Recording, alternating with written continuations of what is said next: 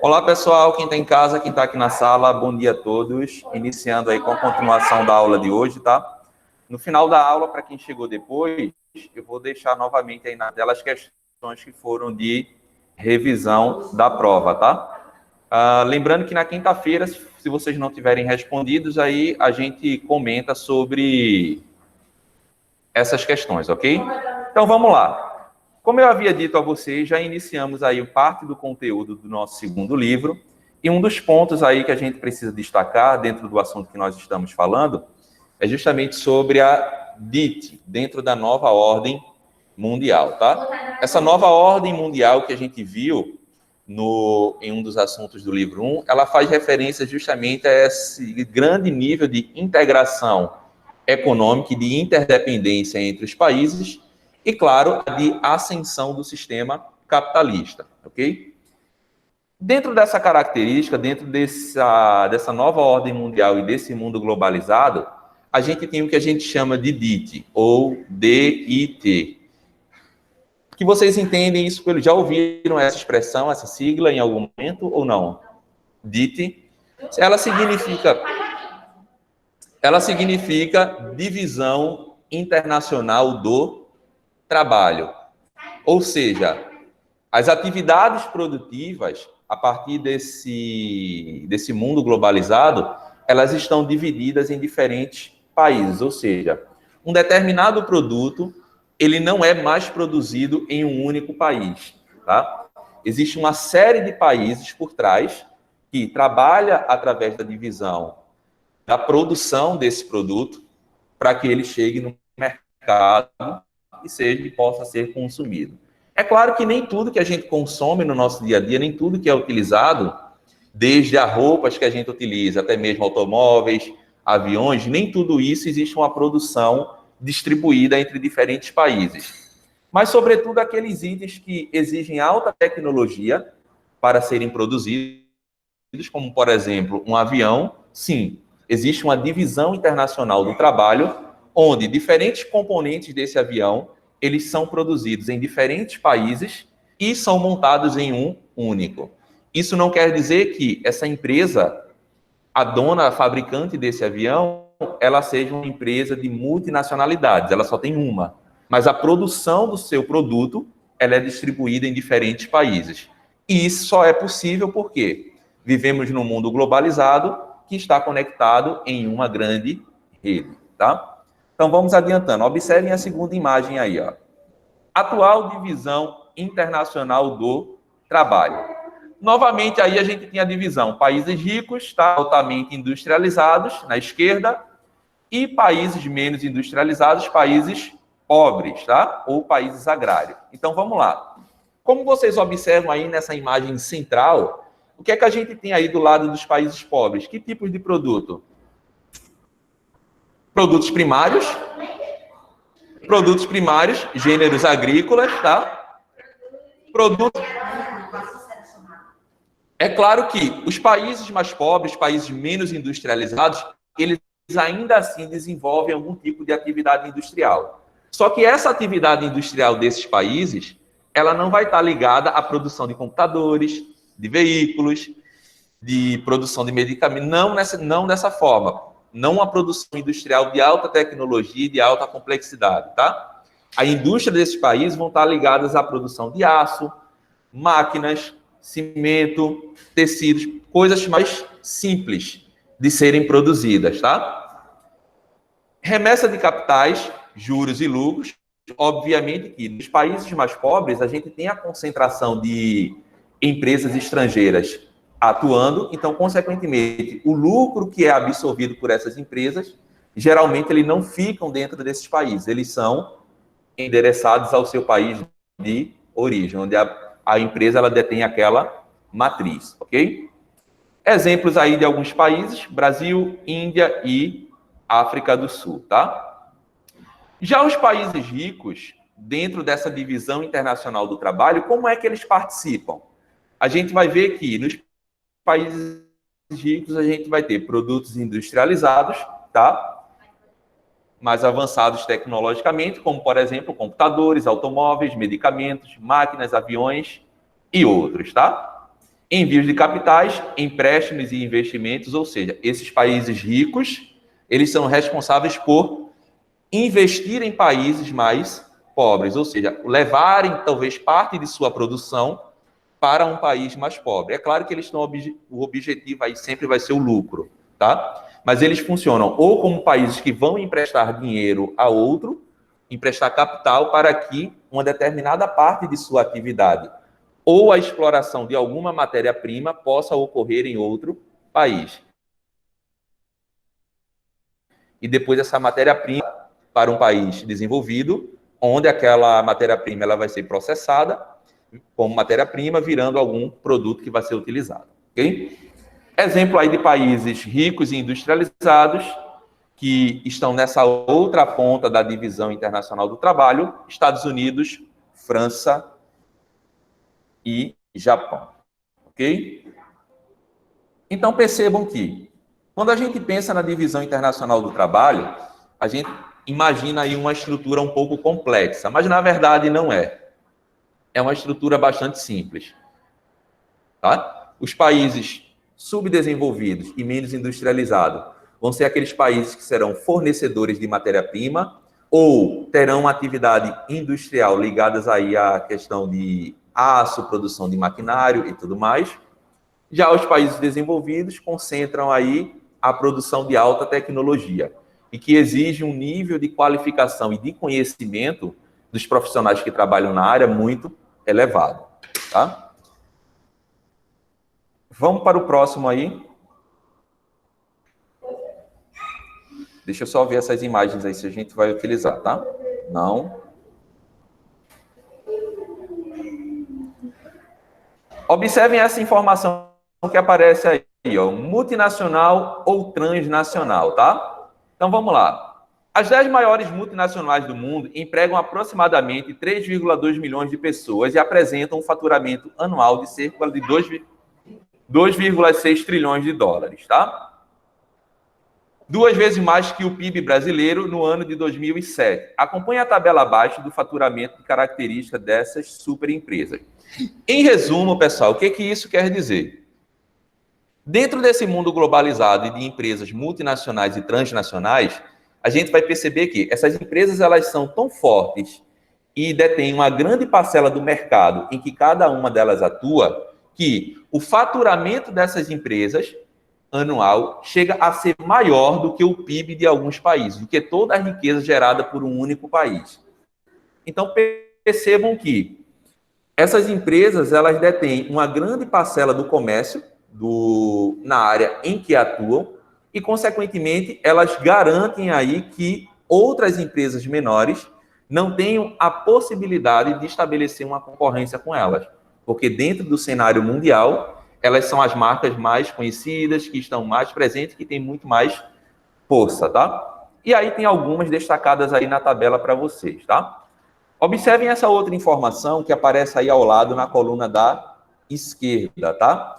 Onde diz que a partir da segunda metade do século XX, após a Segunda Guerra Mundial, algumas empresas começaram a atuar fora de seu país de origem, tá? Na década de 60, esse processo foi nomeado de empresas multinacionais e hoje são conhecidas como transnacionais.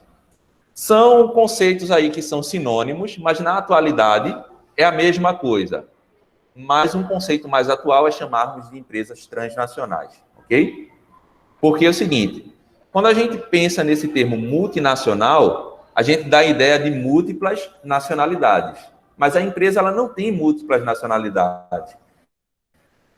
Ela apenas passou a investir em outros países, capital, ou instalou alguma filial em outro país. Então, ela não tem multinacionalidade.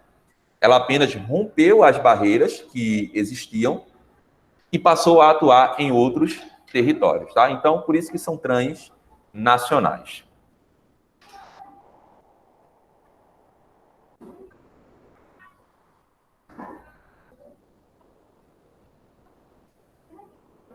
Essa imagem que aparece aí, ela é clássica, aí do lado do direito, ela é bem interessante, eu não sei se vocês vão conseguir ler. tá? Mas aí depois eu mando para vocês.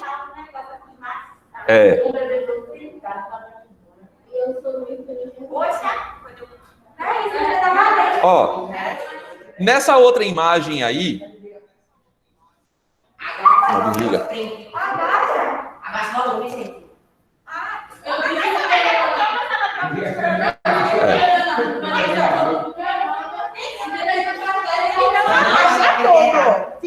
Não, mas é aqui. Não tá ligado, é o seu som. Tipo assim, o coisa aqui da ligação. Ah, entendi.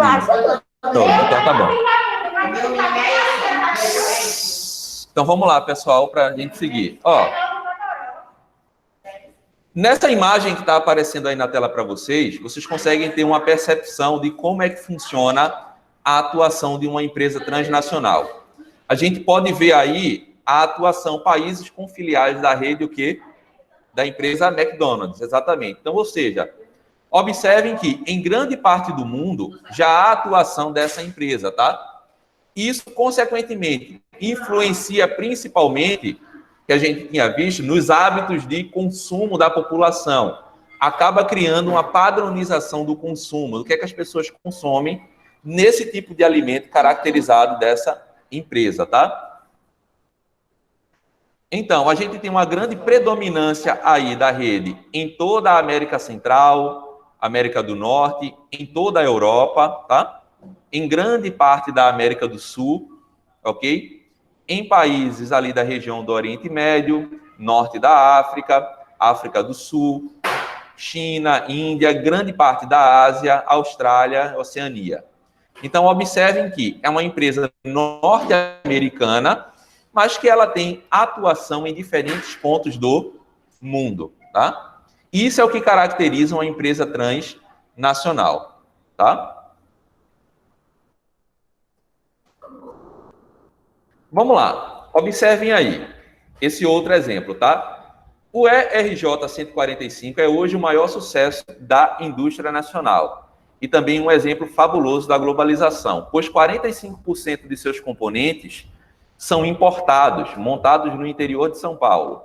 O jato é fabricado com peças oriundas de 5 países. Então, perceba, uma empresa brasileira, a Embraer, e um dos seus modelos de aviões, eles são produzidos com peças aí de 5 países diferentes. Porém, essas peças são produzidas em outros países e vêm para o Brasil, onde o avião ele é montado. Claro que alguns de seus componentes também é fabricado aqui.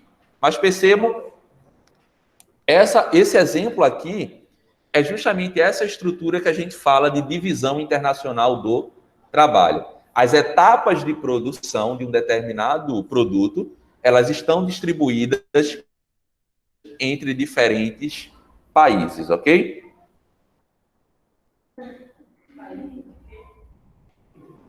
Observem aí, esse mapa, ele mostra o tráfico internacional de entorpecentes, tá? Então, ou seja, existem aspectos positivos e aspectos negativos do fenômeno da globalização. Como a gente viu, uma das características desse fenômeno foi justamente a intensificação dos fluxos de mercadorias, de pessoas e de informações. Isso devido ao grande desenvolvimento de tecnologia ligadas ao setor de comunicação e ao setor de transporte. Porém, é claro que se existe um comércio lícito de forma global, existe também o comércio ilícito. Nesse exemplo aqui que vocês estão observando no mapa, a gente tem as principais rotas de saída e de destino de tráfico de drogas ao redor do mundo, tá? Observem que até nessa característica negativa, o mundo ele está totalmente globalizado.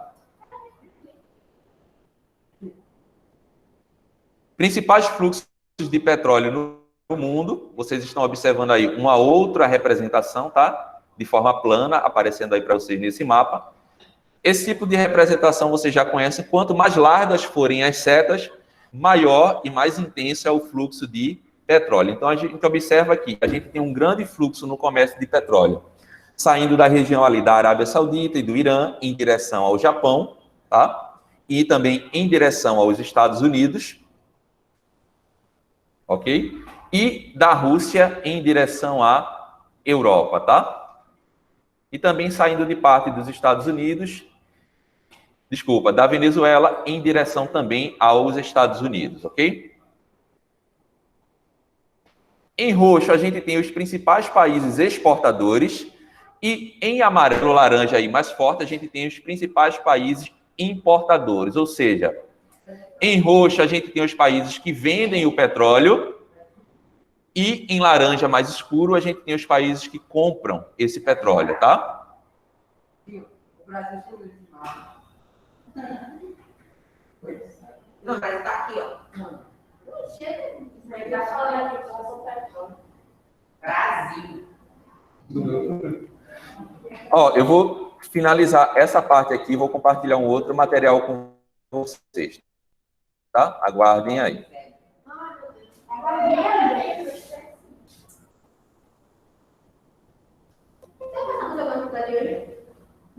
Acredito que não.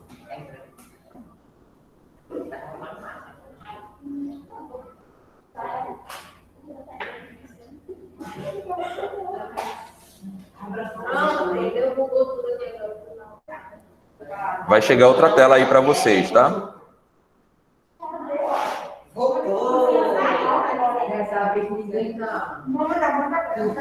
Voltou, professor. Aí, voltou. Ó, continuando aí então, pessoal, sobre a divisão internacional do trabalho, tá? Como vocês podem observar, essa definição que aparece aí na tela para vocês, empresas transnacionais e multinacionais são empresas que passam a atuar em países distintos de seu país de origem, ok? Expandindo seus mercados consumidores e, por vezes, ramos de atividades. Então, ou seja, quando a gente pensa na expansão de uma empresa, como, por exemplo, a rede McDonald's que a gente viu, ela está expandindo seu ramo de atividade ou está expandindo o seu mercado consumidor? Exatamente, tá? Porque ela não está diversificando o que ela produz. Ainda assim será o mesmo produto. Porém, ela está atingindo uma parcela de consumidores totalmente diferentes e muito maior, tá? Caracteriza-se, portanto, por atuar em diversos países do globo, como a gente tinha visto naquele mapa. Entretanto, com as matrizes principais dessas empresas permanecem sediadas nos países de origem. Muitos analistas propõem o termo transnacionais para se referir a tais empresas, tá? Então, ou seja, quando vocês observarem uma empresa que ela está atuando em outro país e ela não é nacional, a gente sabe que ali trata-se de uma filial daquela empresa, tá?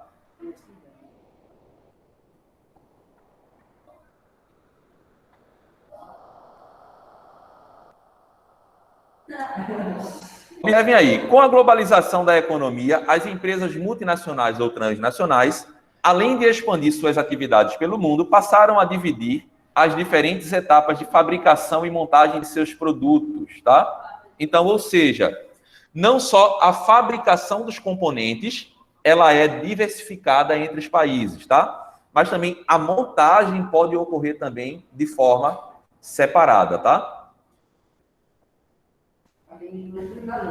Ao transferir parcelas inteiras do processo de produção para empresas sediadas em outros países. Então, ou seja, eu posso, enquanto empresa,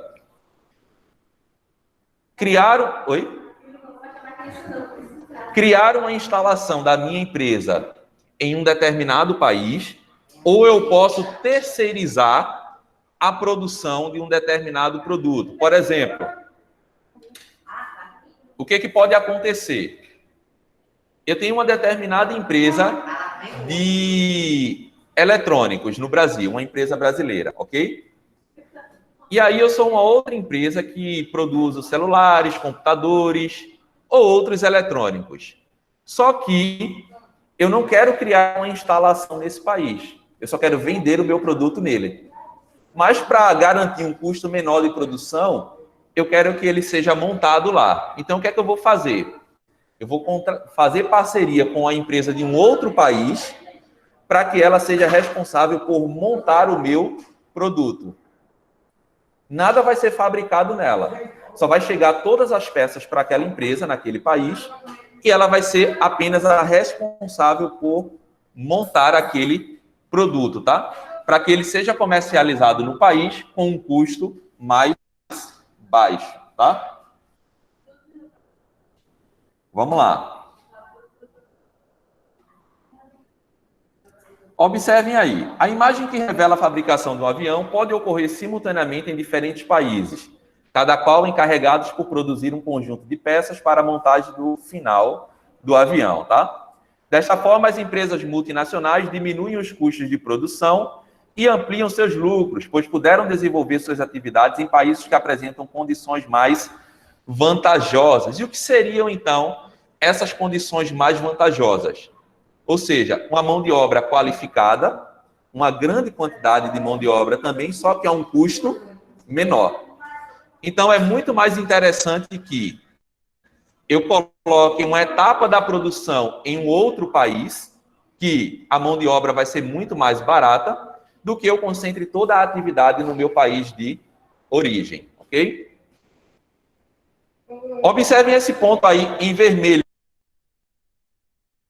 que está destacado aí no texto, tá? Se a produção de um determinado produto se torna cara e, portanto, menos rentável em um determinado país, a empresa pode transferir rapidamente sua produção para outros lugares onde o custo da mão de obra, matéria-prima e impostos serão menores, tá? Consequentemente, podem ter maiores lucros. Então, ou seja, a vantagem de uma empresa ela distribuir as etapas de produção é justamente essa, tá? A partir do momento que ela enxerga que naquele país não está sendo rentável a produção do produto como um todo, a montagem, ou até mesmo a produção de uma única peça, ela simplesmente pode parar a produção naquele local e destiná-la para um outro país, ok?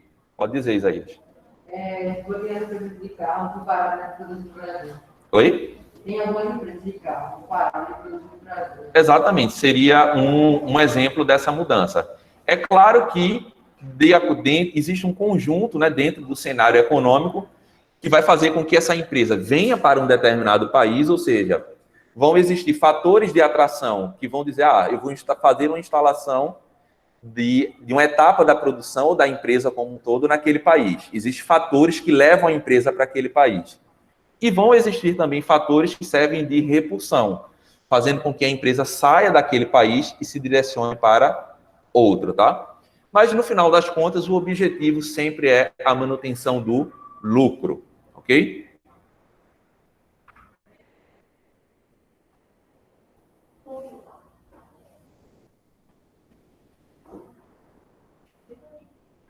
Vamos lá. Observem esse outro exemplo que aparece aí na tela para vocês, tá?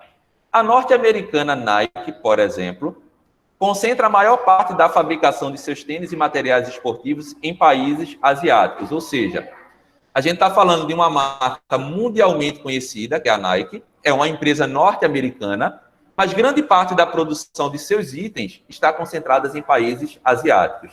Tanto que se vocês tiverem algum produto dessa marca em casa e vocês olharem a etiqueta, vocês vão ver que a origem do produto é de algum país asiático. Porém, a gente está falando de uma empresa americana, tá?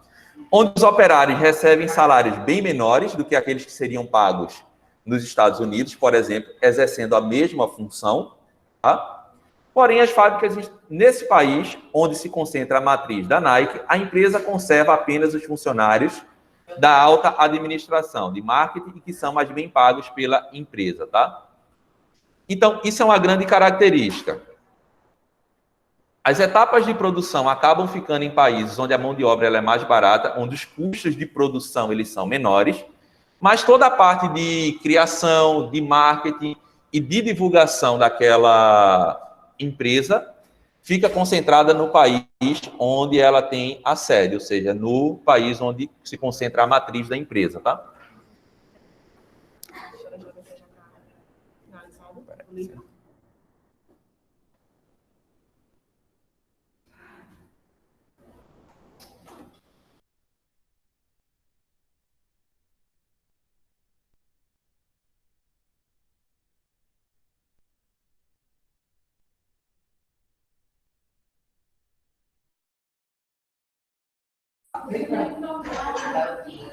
Ok, pessoal, por enquanto aí todo mundo tranquilo com relação.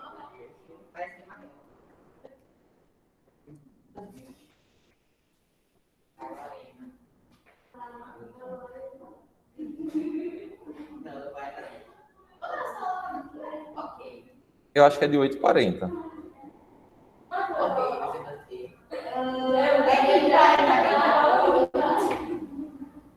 Ok, vai. Ó, e aí nesse mapa, observem aí, produção global, o título do mapa, países onde a Nike tem fábricas ativas. E aí vamos, Vietnã, China, Indonésia, Sri Lanka, Tailândia, Índia, Brasil, Bangladesh, México e Honduras. A gente tem o número de pessoas empregadas destacadas aí no mapa e o número de fábricas instaladas em cada um dos países. Observem que na China a gente tem aproximadamente 195 fábricas. É claro que a marca Nike ela produz diferentes tipos de produto, ela atua em diferentes áreas.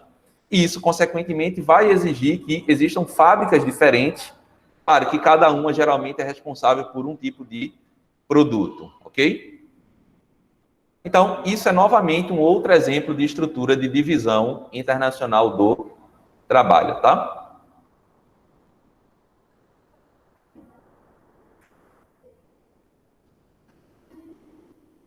Observem esse exemplo que está aparecendo aí na tela para vocês, desse gráfico, o poder das multinacionais. Atualmente, a concentração econômica em torno das multinacionais se torna cada vez maior. E o lucro anual de alguma dessas empresas chega a ultrapassar frequentemente o PIB do produto interno de muitos países, tá? Incluindo até mesmo de países desenvolvidos. Então, percebam que o poder que essas empresas elas têm dentro do setor que cada uma delas atua, podendo ultrapassar o PIB até mesmo de países desenvolvidos, tá? Observem aí alguns exemplos de algumas multinacionais, como, por exemplo, aqui, ó, Walmart, lá embaixo, na base da pirâmide, na coluna verde, tá? Receita em bilhões de dólares, 422 bilhões. Quando a gente compara com o PIB de qualquer um dos países aqui ao lado, na coluna vermelha, a gente vai ver que o lucro anual dessa rede de supermercados é muito maior do que o PIB até mesmo de alguns países. Até mesmo de países onde a base da sua economia é um produto de alto valor no mercado, como o petróleo, no caso aí da Venezuela, tá? Então, percebam que a forma como essas empresas atuam dentro do setor que corresponde a cada uma, elas geralmente criam um domínio desse setor, fazendo com que ela tenha lucros altíssimos, tá?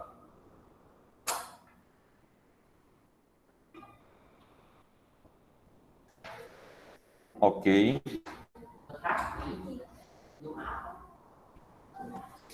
Então, pessoal, eu vou estar encerrando agora a gravação por enquanto, tá?